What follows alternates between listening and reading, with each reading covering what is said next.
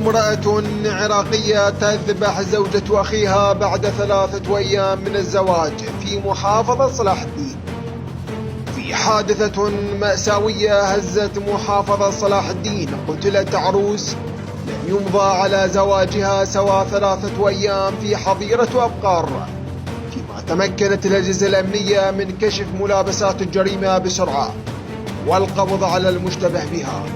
وكشف مصدر حكومي اليوم الأحد أن الأجهزة الأمنية شكلت فريق تحقيق وتمكنت خلال ساعات من تحديد المشتبه بها، وهي شقيقة العريس، بعد جمع الأدلة والبراهين، وتم اعتقالها ونقلها إلى مركز احتجاز بعد أن هددت المجني عليها بدوافع انتقامية قبل ارتكاب الجريمة. وأضاف المصدر أن المجني عليها العروس كانت الزوجة الثانية للعريس، وأن الحادثة وقعت في قرية زراعية قرب قضاء بيجي.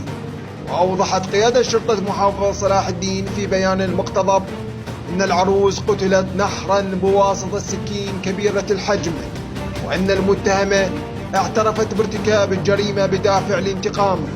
وأصدر قاضي التحقيق قرارا بتوقيفها وفق المادة 406 من قانون العقوبات العراقي.